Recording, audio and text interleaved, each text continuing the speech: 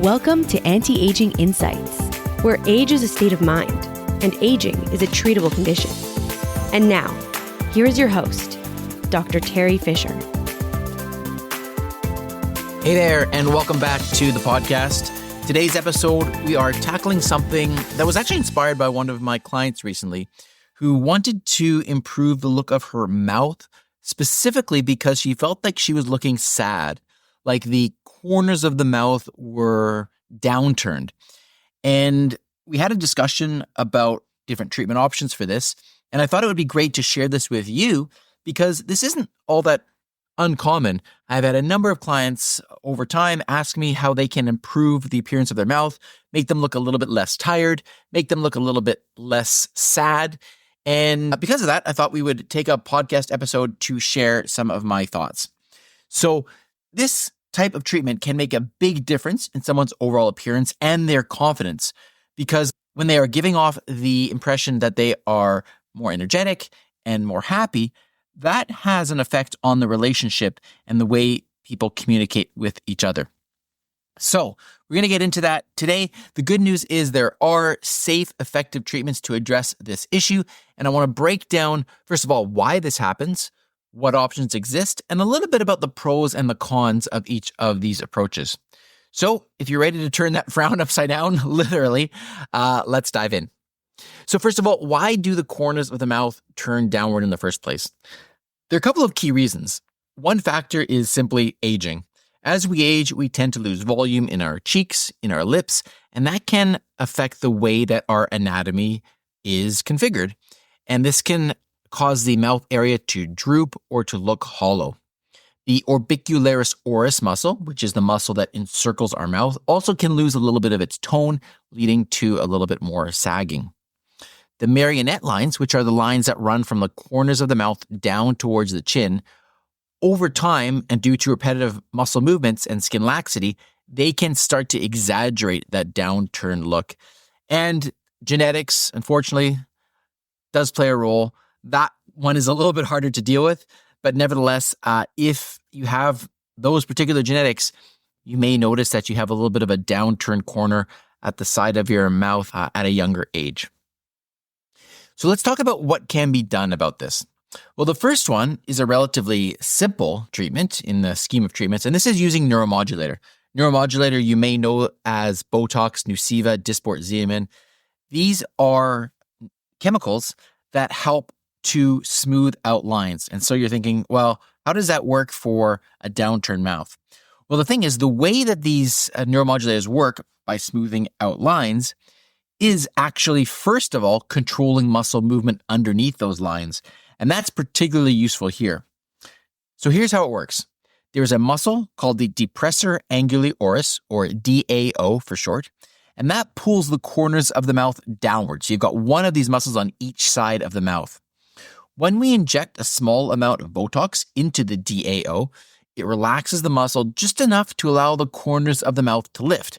Essentially, we are counteracting that down pull of the muscle. This subtle lift can brighten your resting expression and can soften any harsh or sad look. The other thing that we can do is we can actually put a couple of units of Botox along the top lip. This is sometimes known as a lip flip, and this allows your lip to slightly evert and flip up.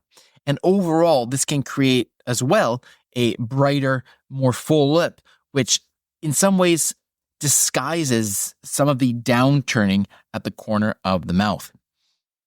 These types of treatments are relatively painless. They don't require any downtime, and results start to appear within a few days, and they can last about 3 to 4 months. But having said that, it's not a standalone fix for downturned corners. It's usually best alongside fillers, which is the next treatment I want to talk about, to give a more balanced look. So what can we do with fillers?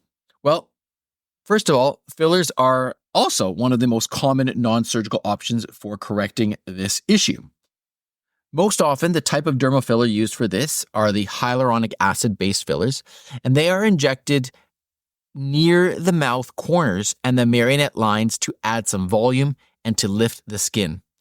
By supporting the corners of the mouth and filling in some hollow areas, we can create a more neutral and even a lifted appearance.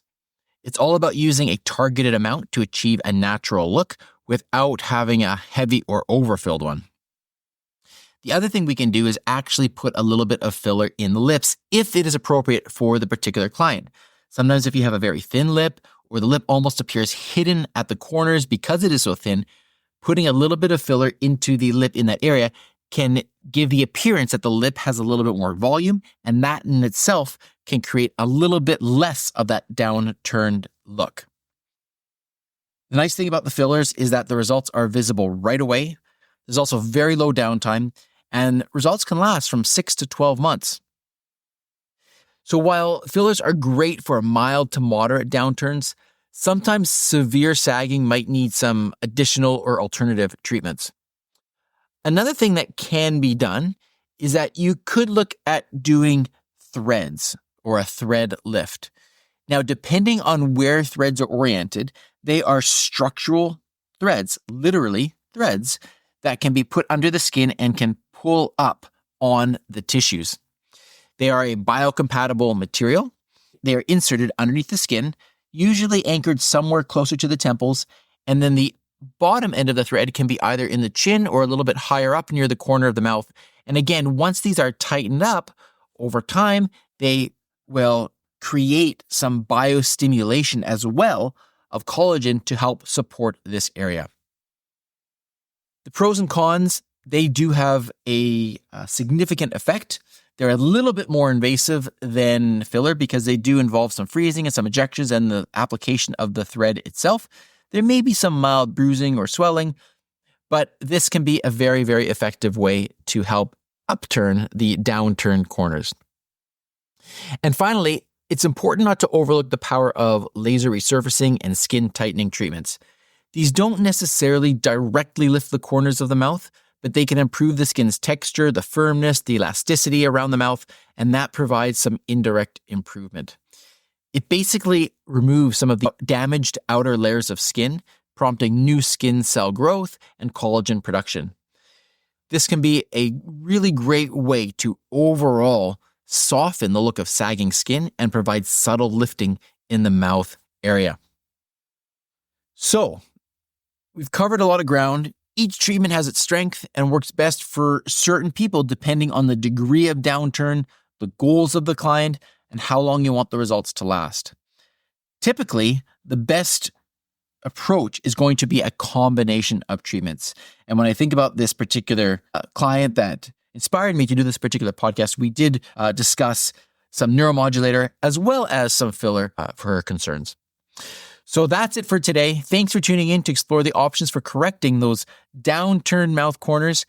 And if you have any questions or you want to dive deeper into one of these treatments, please don't hesitate to reach out. Until next time, remember, confidence is all about feeling your best, and sometimes a small lift is all that it takes. So stay sculpted, and I will see you next time. Thanks for listening to today's episode of Anti-Aging Insights. Stay tuned to discover more of the latest news, treatments, technologies, and developments in non-surgical cosmetic and anti-aging medicine. For more inspiration, to access the show notes, or to book an appointment with Dr. Fisher, Dr. Frame, or any of the other anti-aging professionals, please visit our website at antiagingvancouver.com. Until next time, stay inspired and live life well.